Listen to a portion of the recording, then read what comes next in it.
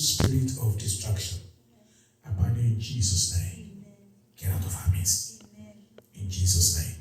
Amen. I know, looking at the scripture we read, you say, why is Reverend causing us like this? You need to understand the fact that I did not cause you. You need to understand the fact that we are reading the book of Deuteronomy chapter 28. From verse 1 to verse 14 is the blessing. But from verse 15 to verse 68 is the curse. And then you ask yourself, how come that curses are more than blessing? And I'm not going to go through that scripture for the sake of those who are watching by television and by other social media platforms. You can go back and read the book of Deuteronomy chapter 28, read from verse 15 to verse 68. When you look at all those causes that are outlined there, you discover that every problem that we see among us today has relevance to one of those verses. Those who are walking like those who are walking, I don't know why, like I said, the light is not very well today. Now,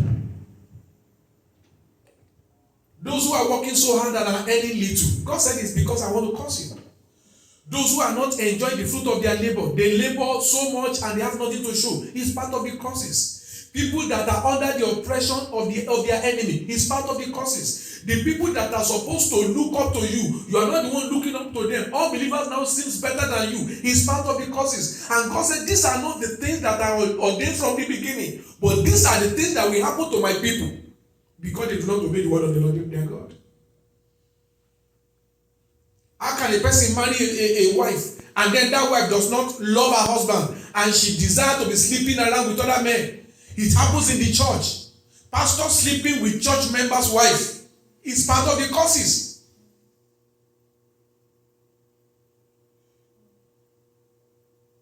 But you see, you can go back and read that from verse 15 to verse 68. Whatever situation you are going through in life, maybe you are working and people are taking advantage of your personality. You find it difficult to be able to meet your helper on time. All those things, they are all embedded in these causes. And yet, according to the New Testament, it is not supposed to be our own portion. It's not supposed to be your experience again. But whether you like it or not, many of us are still having that experience. And it's not supposed to be so. Somehow, I don't know how to explain, but while I was still sleeping, I was busy praying. And in the realm of the spirit, I kept on hearing. In fact, I forgotten that today is Sunday morning. My daughters can testify. I woke up, I left my bed after 6 a.m. Ordinarily on Sunday morning, 4:35, I'm up to pray, prepare the message. But I just kept on praying, and I heard, Jesus becomes your cause. You become the righteousness of God. Jesus is now your cause. You are not the righteousness of God. I said that is Galatians 3:13. That's 2 Corinthians 5:21. I was sitting in that vision. So when it now came to my consciousness, I said, come to think of it, this is Sunday morning. God wants us to visit this message. Even though I had preached this message about 3 weeks ago or 4 weeks ago. And I said to myself, I'm just going to obey the Lord. We're going to read through all these courses so that you can begin to fight against anything that does not represent redemption in your life. You fight it with faith. I taught us last week about faith. Fight it with the covenant of Scripture.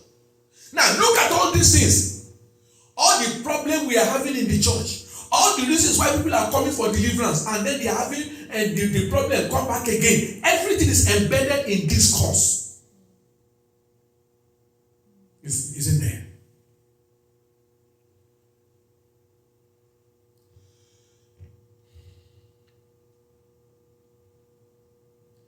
Let's go to Galatians chapter 3. Galatians chapter 3.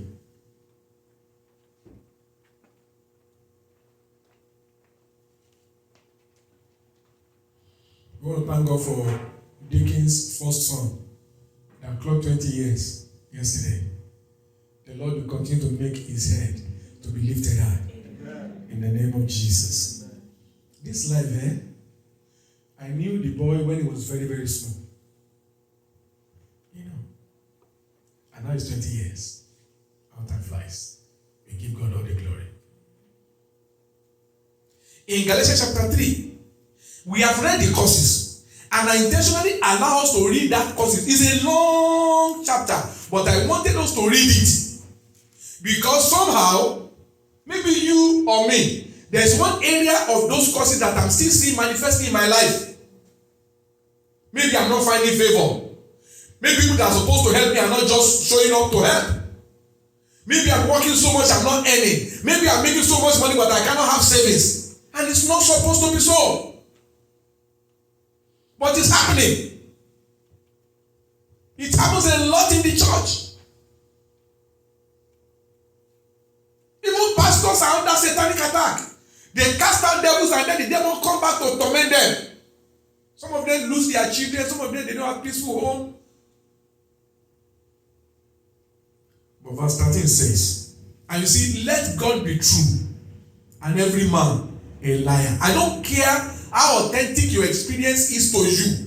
If it is not in line with the word of God, it is a deception of the devil. The devil took Jesus to the highest mountain in Jerusalem. He took him there and he made him to look at all the kingdom of the world and all their glory. It's so real. But Jesus said, no, I'm going to go by what is written. So I want to make up your mind today that no matter the experience you have been having, I'm even talking to all of us, especially those who are watching us by social media and by television. I want to make up your mind today that no matter how tragic your life has been, and I know some pastors who also are afraid of Satan, they exalt the devil's work so much. There's a way they talk that make people to be afraid of the devil. But the truth of the matter is, the Bible says that you are seated in Christ. And Christ is seated at the right hand of God. And the Bible says that you are lifted far above all the principalities and powers. The devil is under your feet.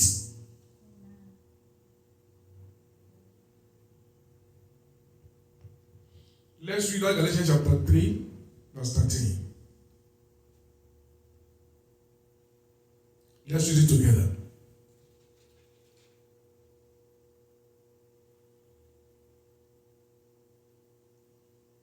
Okay, 1, 2, go.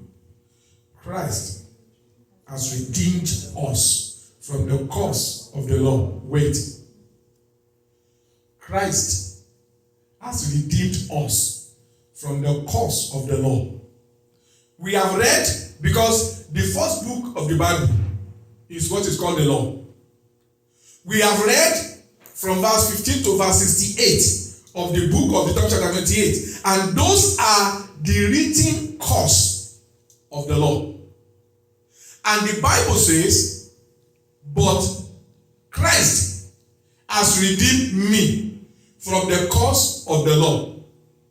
But Christ has redeemed you from the curse of the law. Now, you need to ask yourself, what is the meaning of the word to redeem? Look at me. To redeem means you pay the required price to get something back to where it's supposed to be. That's what redemption means. Now, the truth is, every one of us, before Christ came, these causes, one way or the other, they are manifesting in all humanity. All humanity. No matter how good a person is, before Christ came, some of these causes we just find their ugly, they just rear their ugly head in people's life, including your own and my own. But the Bible makes me to know that God, saying that the causes are not going to help to fulfill the plan of God for your life, God decided to send somebody to pay the price so that you can be removed from those that are supposed to experience the curse of the law. That's why the Bible says that Christ redeemed us. To To redeem means he bought you out of, he bought you away from the curse of the law. He bought me out of the category of those who are supposed to be partaker of the curse of the law. We have read the curse of the law. And the Bible says, but Christ, verse 13, Galatians chapter 3 again, verse 13, but Christ has redeemed us from the curse of the law. And God wanting you and I to know how he did it. The Bible says, Christ has redeemed us. Put your name there. Christ has redeemed Samuel Israel Ajibade. Put your name. Christ has redeemed Samuel Israel Ajibade from the curse of the law. How did he do it? Being made a curse for us. Christ became the curse for me. Christ became the curse for you. Now, when he redeemed you and removed your destiny from the curse of the law, what he did was to put his own destiny into that curse.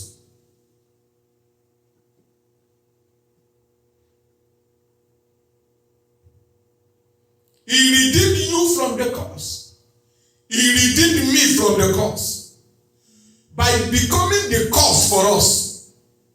For it is written, curse is everyone that hangeth on the tree. So when Christ agreed to hang on the tree, he was doing a deliberate work to take over the curses that are registered to your destiny.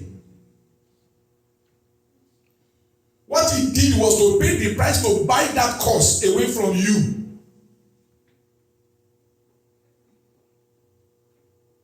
That's what Jesus did on the cross. So what it means is that my life is not supposed to be reflecting the curses again, because Christ has used his life to buy me out of the curse. Now, people that do not know God, when they are seeing some things that are not right happening in their life, they will go to the fetish priest. And the fetish priest will tell them that they have to go and bring an animal. And that they will do redemption. They will kill an animal and put the blood on that person.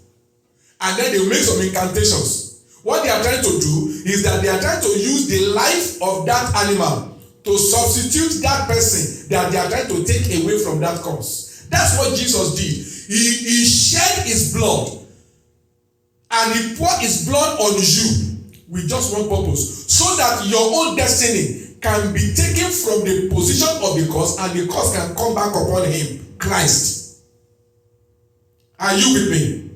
That's what Jesus did. So when you see things that are not right happening in your life, and your friends and television and some pastors are telling you you have a lot of family problems and they are the ones still attacking you, they are the ones pursuing you, remind yourself, but Christ has redeemed me from these causes. I did not say the causes do not exist.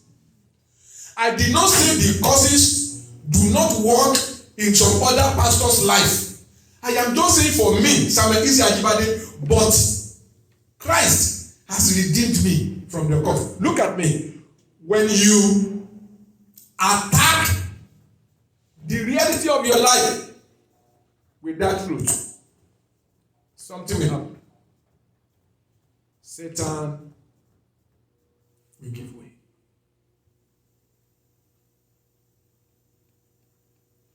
I'm giving you understanding because that's what you need.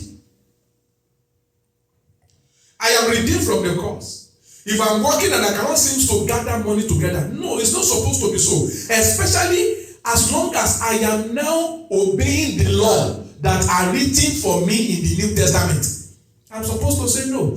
These evil identities are no more part of me because Christ has redeemed me from the curse. And now I am following the instructions that Christ has given to me as someone who has been redeemed. So this one cannot be my own heritage again. Do you get what I'm trying to say? That is what the Lord said I should say to you today. The devil will come to tempt you. If he came to tempt Jesus, he will come to tempt you. He will come to tempt me. Do you know how many times I've thought in some time past to kill myself because I think things are not working? And you know, at that time when the devil is bringing the attack, it will look so overwhelming. It's only after the devil has made me to say things and thinking that is wrong. It's like someone now wake up out of and say, no, Satan, I rebuke you. No, I will now begin to use my mouth to reverse those evil things I have said. I now begin to reverse it. I shall not die. I shall live. My tomorrow is better. My tomorrow shall be great. In the name of Jesus. God will make me the head and not the tail. I'll be above only. I shall not be under. God is bringing me before men and women that will appreciate my gift. In the name of Jesus. Whatever I lay my hands upon to do shall prosper. Because the Lord said that a righteous man is like a palm tree. I will even bear fruit in my old age. And I begin to use the Bible to counter all the negative thoughts that the devil has brought to me, which I have subconsciously agreed to in my time of weakness. Because it happens to everybody. But you see, what gives you the assurance that that thing can stop is because Christ has redeemed you from that curse. You only need to remind the devil that you know that you have been redeemed. And you are now going to speak to that problem and you command that problem to stop. You tell the problem, I am no more your candidate. Christ has redeemed me from this curse that is manifesting itself. I have been redeemed from it. Everybody does not used to get married and change their husband's house. No, I have been redeemed from it. I'm redeemed from it. I'm redeemed from it. As long as you understand the scripture, you know that Genesis chapter 3, verse 13 says that Christ has become a cause for you. He's become a cause for you. Unbelievers understand this better. They will buy ram, white ram, big one. They will go and give it to a priest. The priest will, all the priest need is just the blood. The remaining thing, they will just drink the blood. They will probably use the blood to wash the person's head. And they said the person has been redeemed. And yet that problem is only going to go temporarily. It will come back again. Why? Because the blood they use is not a sanctified blood from heaven, but the blood that cleanses you and me is the blood of Jesus Christ. Is the holy atoned blood that Satan cannot fight. And what Jesus did was to use his blood to cleanse you from all the causes of the law. You may have to stand and fight for 3 months. But if you refuse to give up, Satan will back off. For the Bible says, move close to God. Submit yourself unto God. What does that mean? Make up your mind. I will keep obeying whatever instruction the Bible tells me to do. That is what it means to submit yourself to God. And the Bible says, resist the devil and he shall flee from you. He's not going to flee because you say, go. He will go because you resist him. You push him back.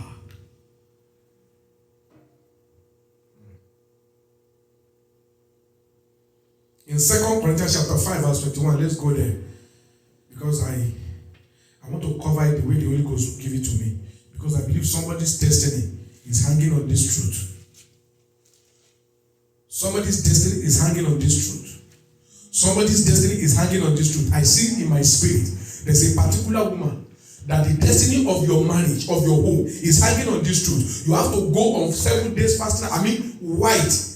I see it as white. What it means is you will not eat pleasurable food. Maybe you just be drinking only garri. Maybe you just be drinking only pap. Maybe just make sure that whatever is giving you pleasure, you don't eat it. I am talking to that woman that will watch this program, and God is saying that for your family to be restored back to peace, you need to go on 7-day dry fasting. It will be continuous. It will be continuous. It depends on your financial capability. If you are someone that is an employee of labor, you can stay home for 7 days. Stay home for 7 days. You can just be drinking just water. You can be using just little minimal fruit, maybe morning, afternoon, night. You can be using something that is not, you yourself, you know that it's not something that gives you pleasure for 7 days. And by the 3rd day, you will have a sign.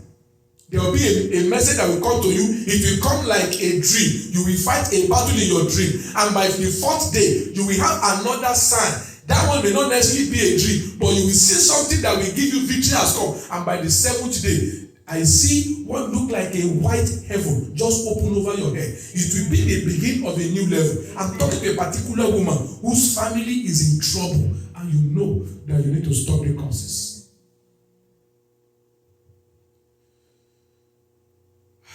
Second Corinthians chapter 5. That's why I make us to read that causes, because there is nobody today who is going to complain about something that the enemy is doing that is not encapsulated in one of those causes. 2 Corinthians chapter 5 and verse 21. Look at what the Bible says. The Bible says, it's talking about Christ. It's talking about God. He said, for he has made him, that he has made him is for God had made Christ to be sin for us who knew no sin. You see, what God has done is God know that everyone born of a woman has same problem. So, and it is written, the soul that sinneth shall die. And God, and when you talk about that, it's not talking of physical death, it's talking about spiritual death in hellfire.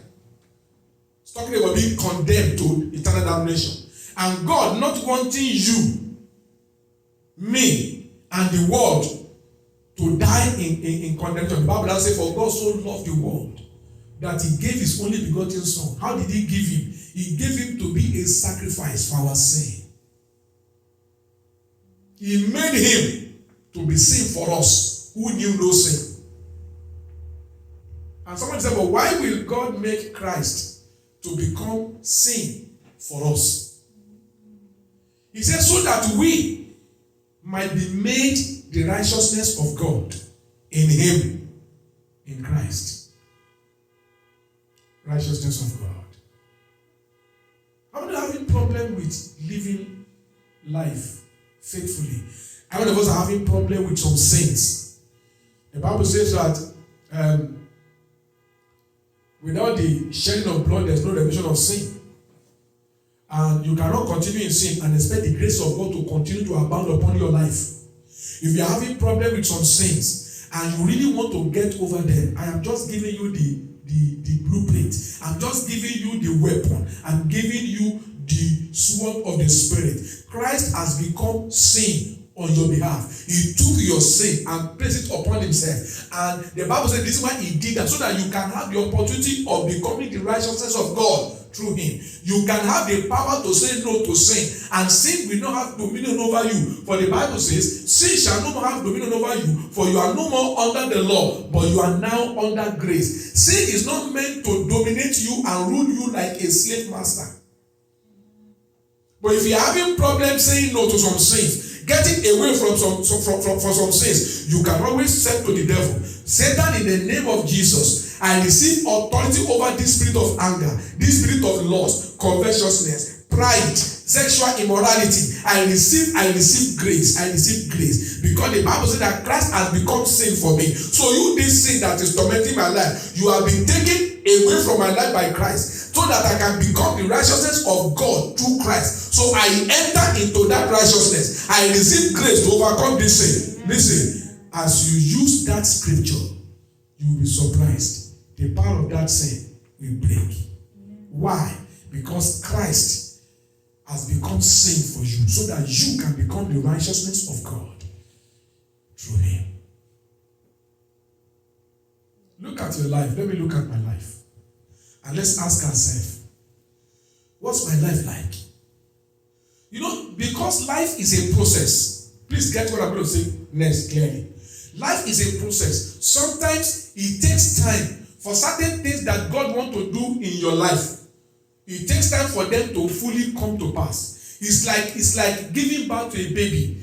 No matter how much you desire to become a mother of a baby, there's a period of gestation when the baby is ordained by the law of God to be in your womb.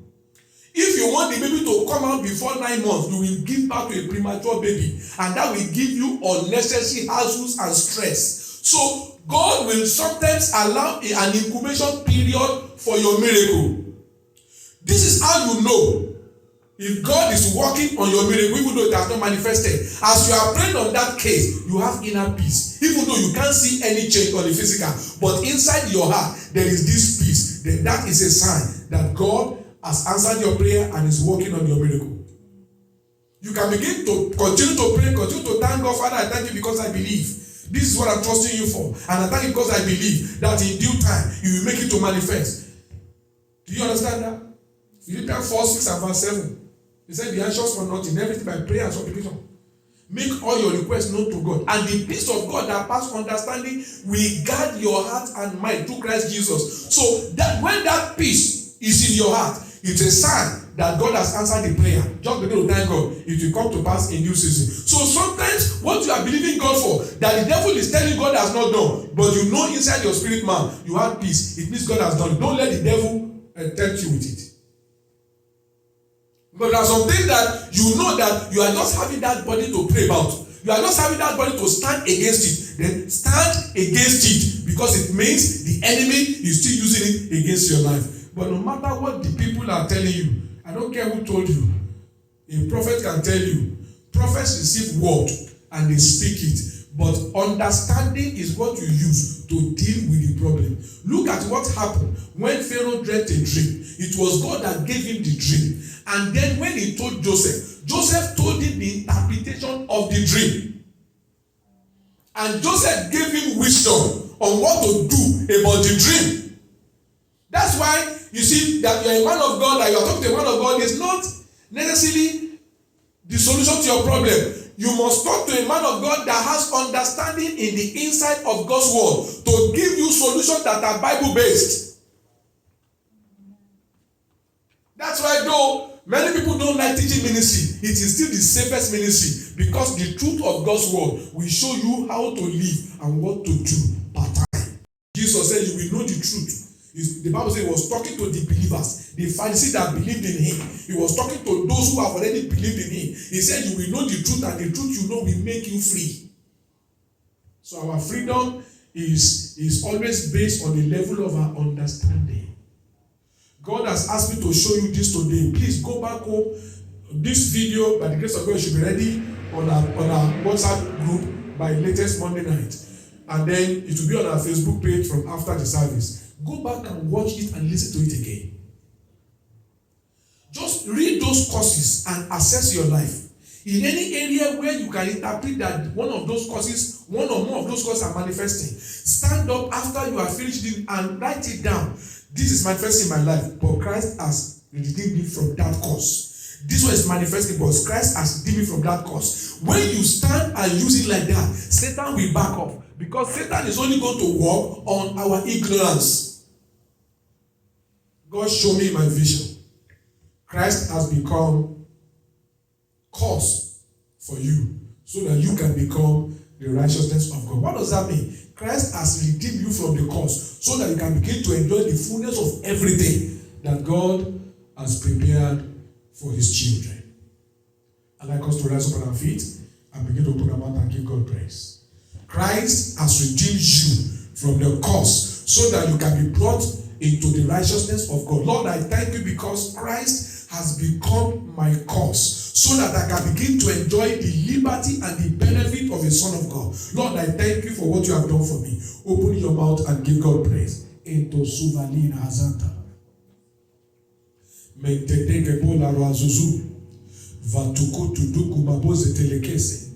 Lord, I thank you because you have brought the understanding to light. Yes, Lord, because everyone faces one kind of cause or the other.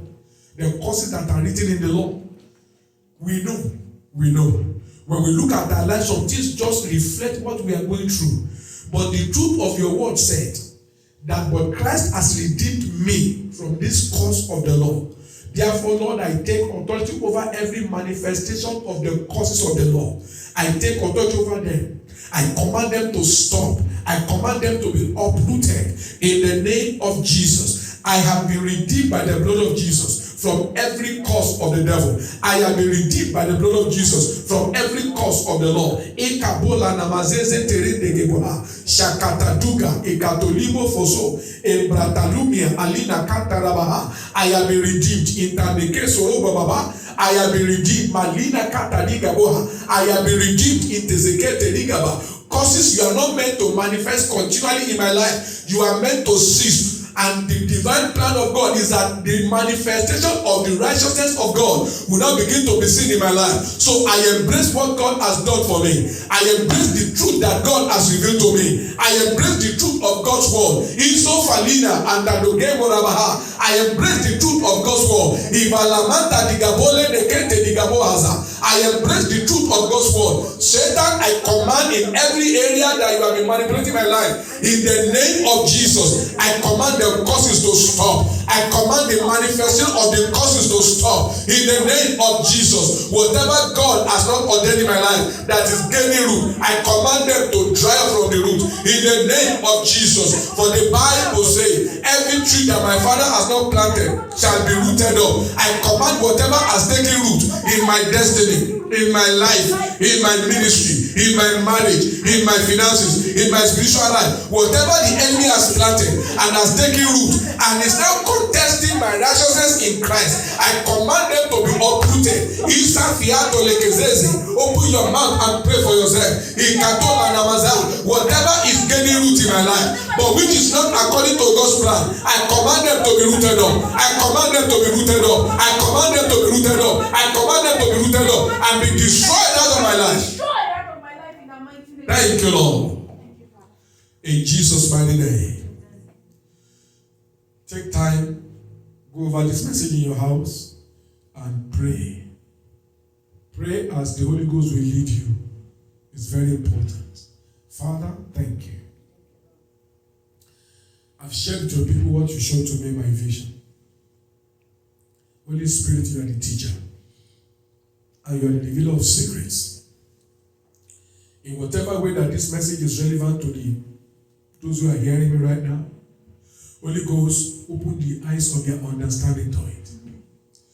Every spirit of argument, the spirit of argument, that satanic tendency that want to make their mind to begin to argue with the truth of God's word. I curse that spirit. I bind it in the name of Jesus. I bind it in the name of Jesus. And I decree that the truth of God's word will prevail. Over the heart of everyone, the truth of God's word shall prevail. Over the destiny of everyone, the truth of God's word shall begin to manifest. That we are redeemed from the curse, because Christ became a curse for us, so that we can become the righteousness of God in Christ Jesus. Thank you, Father. For as many of us that are in Christ, we are redeemed from the curse, and we are now in the righteousness of God. Thank you, my Lord. Thank you, my Father. Help us, Holy Ghost, to begin to see the manifestation of this good news in every area of our lives. To you be all the glory, O God. In Jesus' mighty name we pray. Amen. Let's sit down. Let's sit down.